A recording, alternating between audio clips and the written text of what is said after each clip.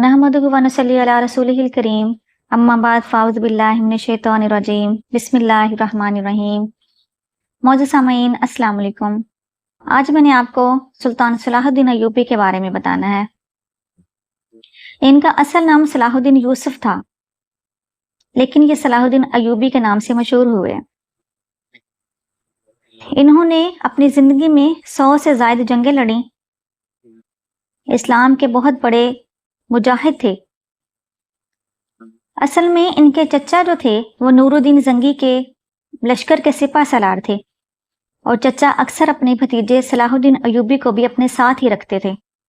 जैसे ही आपने बलोगत में कदम रखा, आपने भी जंग के सारे तरीके सीख लिए थे और आप बहुत बहादुर और निडर सिपाही साबित हुए थे। आपके चचा की वफात के बाद नूरुद्दीन जंगी ने सलाहुद्दीन अय्यूबी को ही अपने फौज का सिपा सलार बना लिया था, और इन्हीं के साथ नूरुद्दीन जंगी की बेटी की शादी भी हुई थी। फिर सलाहुद्दीन अय्यूबी मिस्र के बादशाह भी रहे और इर्द गिर्द के बहुत सारे इलाकों को फतह किया, शाम पर भी कब्जा किया। आपने अपनी जिंदगी में तकरीबन 20 साल हुकूमत की। आपने सारी जिंदगी रसूलुल्लाह सल्लल्लाहु अलैहि वसल्लम की गुलामी में गुजारी, और आपका हर अमल जो है उससे पता चलता है सुल्तान सलाहुद्दीन अय्यूबी सिर्फ सिपा सलार या जंगजू ही नहीं थे, बल्कि बहुत बड़े मुजाहिद थे और रसूलुल्लाह सल्लल्लाहु अलैहि वसल्लम के सच्चे गुलाम थे। एक बार ऐसे हुआ कि हज का काफिला जा रहा था, किसी अंग्रेज ने उसको लूटा और कहने लगा, बुलाओ अपने मोहम्मद सल्लल्लाहु अलैहि वसल्लम को। सलाहुद्दीन अय्यूबी को इस बात का पता चला तो सलाहुद्दीन अय्यूबी ने कसम खाई कि मैं जब तक इससे बदला नहीं लूंगा, मैं लेटूंगा नहीं। आप लेटते नहीं थे। 2 साल आपने ऐसे ही गुजारे। आप लेटे नहीं, कभी बैठे बैठे आपकी आंख लगती तो लग जाती थी, वरना आपने 2 साल आप लेटे नहीं। फिर आपने फतह किया, और फिर वो वक्त था कि जब अंग्रेज लाइन बनाकर खड़े थे, क्योंकि वो आपके कैदी थे। सुल्तान सलाहुद्दीन अय्यूबी ने एक अंग्रेज को पानी का प्याला दिया और कहने लगे, हम जिसको पानी देते हैं उसका मतलब होता है हमने उसको अमान दे दी। अगले को पीछे कर दिया और कहने लगे कि जिसने हमें कुछ नहीं कहा होता, हम भी उसको कुछ नहीं कहते। और उसके बाद बारी थी उस अंग्रेज की जिसने मेरे नबी के बारे में गुस्ताखी की, जिसने मुसलमानों के काफिले को लूटते हुए कहा कि जिसके दीन की पैरवी करते हो, बुलाओ अपने मोहम्मद को, तुम्हें बचा ले।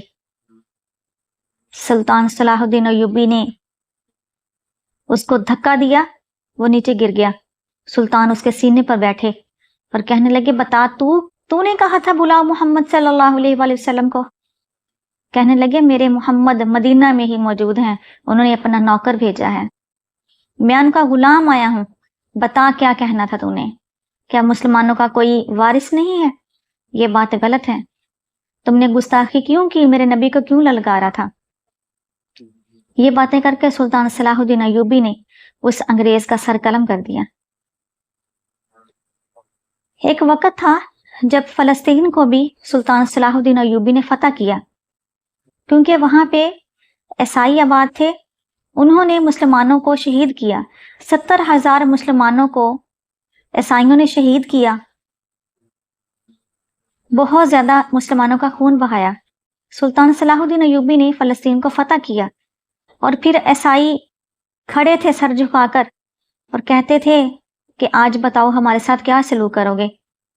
सुल्तान सलाहुद्दीन अय्यूबी कहने लगे, मुझे याद है तुम वही लोग हो जिन्होंने मेरे भाइयों को शहीद किया। फलस्तीन के 70,000 मुसलमानों को शहीद किया था तुम लोगों ने, लेकिन मैं क्योंकि हजरत मोहम्मद सल्लल्लाहु अलैहि वसल्लम का गुलाम हूँ, तो मैं तुम लोगों को वही कुछ कहूंगा जो मेरे नबी सल्लल्लाहु अलैहि वसल्लम ने मक्के के गुनाहगारों को कहा था। वो जो मक्के वाले सर झुका के खड़े थे, तो रसूलुल्लाह सल्लल्लाहु अलैहि वसल्लम ने कह दिया था, ला तसरीबा अलैकुमुल यौम। कहने लगे, आज मैं भी तुम्हें यही कहता हूँ जो मेरे कमली वाले ने कहा था, ला तसरीबा अलैकुमुल यौम। आज कोई गिरफ्त नहीं, आज खुली माफी है।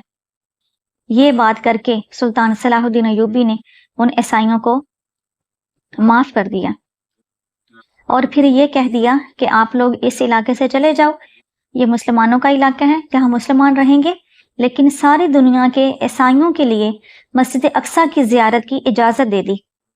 کہنے لگے ہمیں کوئی اعتراض نہیں ہے، جہاں سے مرضی عیسائی آئیں آ کے مسجد اقصیٰ کی زیارت کریں، لیکن زیارت کر کے چلے جائیں گے، کیونکہ یہ مسجد ہے، مسلمانوں کا عبادت خانہ ہے، اس میں مسلمان ہی عبادت کریں گے، اس پر قبضہ نہ یہودیوں کا ہوگا نہ عیسائیوں کا ہوگا، کیونکہ یہ ایسی مسجد ہے کہ یہ تب بھی قبلہ تھا، آج بھی قبلہ ہے، عیسائیوں کا بھی اور یہودیوں کا بھی۔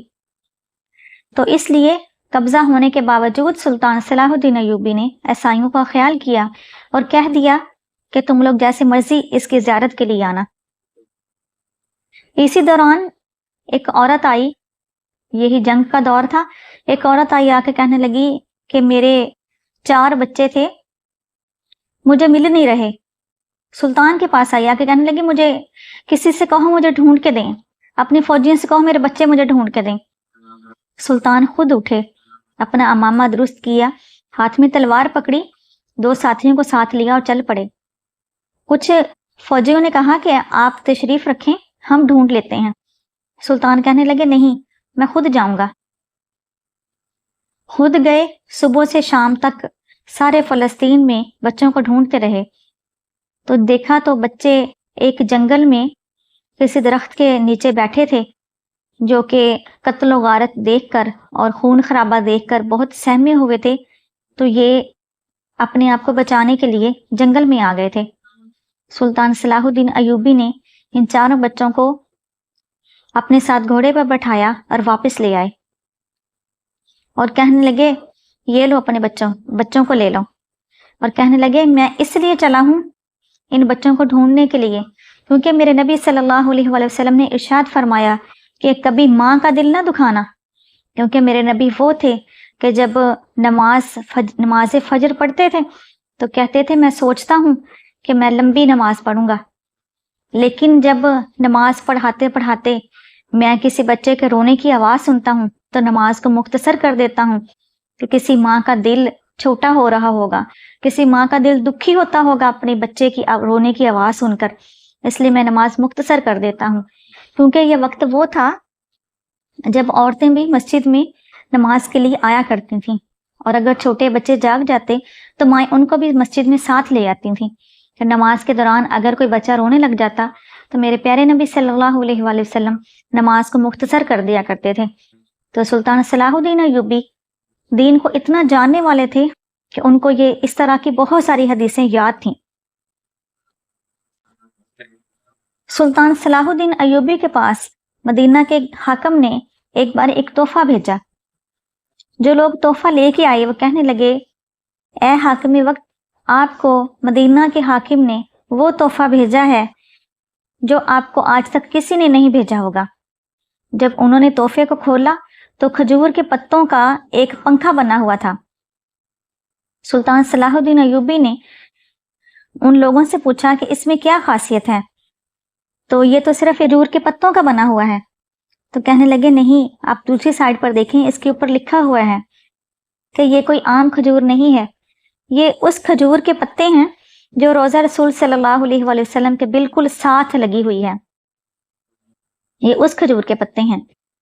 تو سلطان صلاح الدین ایوبی نے چوم کر اس پنکھے کو آنکھوں کے ساتھ لگایا اور کہنے لگے واقعی آپ نے سچ کہا تھا، اس سے پہلے اس طرح کا اتنا عظیم تحفہ مجھے کبھی کسی نے نہیں دیا تھا۔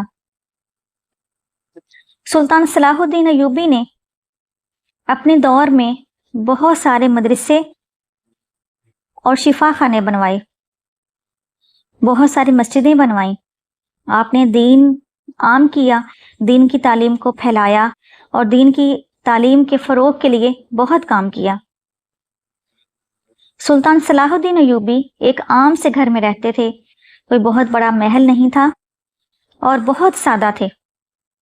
سلطان صلاح الدین ایوبی کا اخلاق بھی بہت اچھا تھا۔ ایک شخص تھا شیخ سنان جس کا نام تھا، وہ آپ کا بہت بڑا دشمن تھا اور لوگوں نے اس کے ذمے لگایا تھا، جو اس وقت کے غدار تھے انہوں نے ذمہ لگایا تھا کہ سلطان نور الدین زنگی اور سلطان صلاح الدین ایوبی کو تم شہید کر دو۔ شیخ سنان کا ایک بہت بڑا گروپ تھا جو کہ لوگوں کو قتل کیا کرتا تھا۔ اسی شیخ سنان کے ساتھیوں نے ہی سلطان نور الدین زنگی کو زہر دیا تھا۔ وہ تو شہید ہو گئے، لیکن سلطان صلاح الدین ایوبی نے ان کے ساتھ ملاقات کی، اور یہ جو آپ کا اتنا سخت دشمن تھا اور آپ کو قتل کرنا چاہتا تھا، یہ آپ کا بہت گہرا دوست بن گیا، اور شیخ سنان کی دشمنی سلطان صلاح الدین ایوبی کے اخلاق کی وجہ سے دوستی میں بدل گئی۔ آپ کو حج کرنے کا بہت شوق تھا۔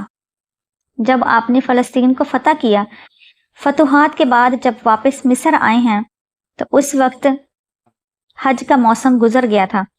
آپ نے سوچا تھا اس سال حج کروں گا، لیکن مسلمانوں کی فلاح و بہبود کے لیے کام کرتے رہے، جہاد میں لگے رہے۔ جب مصر واپس پہنچے ہیں تو حج کا ٹائم گزر چکا تھا۔